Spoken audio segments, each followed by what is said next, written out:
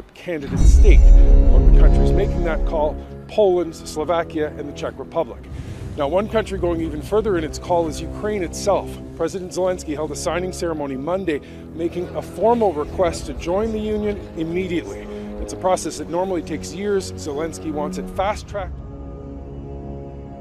Taktik perang Rusia di Ukraina, di mana Rusia bergerak mengepung dari 3/4 wilayah Ukraina, sangat menarik untuk dibahas kali ini. Kalau teorinya, Putin mengatakan 4 hari Kiev harus jatuh dan menggantikan pemerintahan Zelensky dengan pejabat pro-Rusia. Ternyata, gallant people of Ukraine belum bisa ditaklukkan dalam seminggu invasi terlewati. Kembali ke taktik perang Rusia yang memagari agar asing tidak bisa bantu Ukraina. Bahkan 1 bulan sebelum serangan Rusia, Bosman dengan rinci menjelaskan bahwa di awalnya Rusia memastikan Eropa Barat dan NATO tidak akan bisa menjalankan counter strike dari darat ke Ukraina. Mereka NATO harus lewat Belarus termudah menyerang Rusia di Ukraina, yang dunia tahu bahwa sudah dipastikan Belarus adalah milik Rusia. Maka Belarus dibuat konflik dengan Polandia. Pasukan bayangan Rusia masuk lama ke Belarus menyiapkan sarana konflik di sana, yang akhirnya ribuan orang diusir dalam tanda petik dari Belarus ke Polandia, sehingga terjadi krisis di perbatasan Belarus dan Polandia. Alert militer di sana.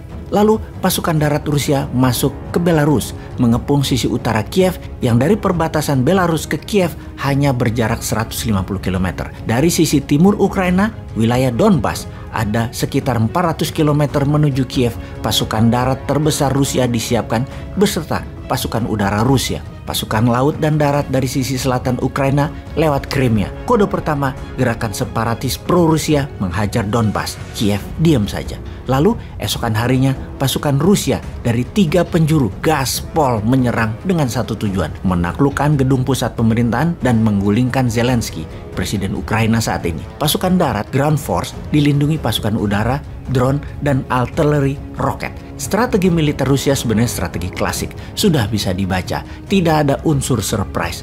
Melancarkan serangan kota satu arah, Kiev mengepung pusat pemerintahan. Sama persis ketika Rusia menyerang Wolfpack markas Hitler di tahun 45. Sama persis ketika Amerika menggulingkan Saddam Hussein. Sama persis seperti Amerika serang Libya, menjatuhkan Gaddafi. Persis sama, hanya sekarang peralatannya makin modern Rusia punya. Kita mereview sejarah perang sebentar. Perang darat atau battleground adalah ciri perang klasik. Sejak zaman awal Macedonia kira-kira mungkin 1000 tahun sebelum Masehi hingga Perang Dunia Kedua di tahun 1945. Sejak Perang Dunia Kedua hingga sekarang ada wilayah perang tambahan yang wajib dikuasai, yaitu battle space, wilayah udara atau perang udara. Maka jet fighter, cargo plane, helikopter attacker, drone, rudal balistik, radar, satelit, cyber attack, dan banyak lagi adalah pelindung udara dan serangan udara. Oh ya, sebagai catatan, Rusia sudah melancarkan cyber attack ke Amerika. Dalam 2 bulan ini lebih dari 1 juta serangan dia lakukan. Oke, kita bahas pembahasan berikutnya tentang cyber attack Rusia ke Amerika sebelum Rusia serang Ukraina. Kemudian ada yang namanya perang gurun, perang hutan, perang kota, perang laut atau naval war, dan lain sebagainya. Desert Storm di Januari 1991 adalah perang gurun. Mel di Libya di tahun 40-an adalah perang gurun. Perang Iran-Irak adalah perang gurun. Perang penggulingan Saddam juga perang gurun. Dan urban war. Urban war baru dikenal dan semakin dipelajari di dunia militer dalam 40 tahun terakhir, terutama setelah Cold War usai. Perang dingin ini sesungguhnya adalah spy war. Benar deh sahabat, entah bagaimana kita ini terbiasa kalau Amerika serang Libya, Amerika serang Irak, Amerika serang Vietnam Utara, maka dunia seakan diam dan harus setuju. Namun memandang lain ketika Rusia yang saat ini sebagai pelakunya. Itulah permainan media, itulah media warfare. Sama seperti Tiongkok yang invasi pakai ekonomi, kesannya berbisnis padahal hostile takeover. Namun peran media dan peran politikus lokal yang terbeli oleh Tiongkok penting bagi Tiongkok, sehingga langkah mereka terlihat membantu sebuah negara walaupun negara yang dibantu ternyata punya hutang banyak ke Tiongkok. Wes, stop bicara utang. Kita fokus ke perang kota. Kiev dan pasukan Ukraina saat ini melakukan perang kota dengan menempatkan banyak sharpshooter atau penembak sniper di banyak lokasi. Dan perang urban war, sniper sungguh mengambil peran sangat penting.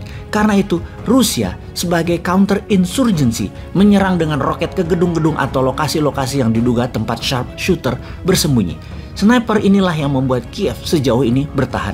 Perang gerilya urban war ini peran yang sulit dilakukan terutama oleh pihak penyerang karena tidak terlalu tahu medan.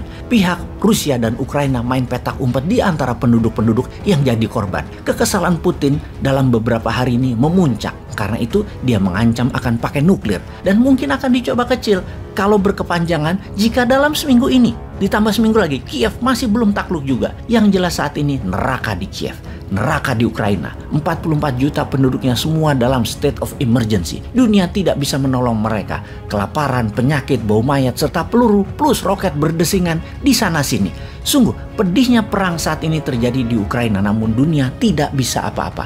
Untung Omicron tidak jalan di masa perang, sehingga tidak perlu vaksin, sertifikat, dan PCR di sana.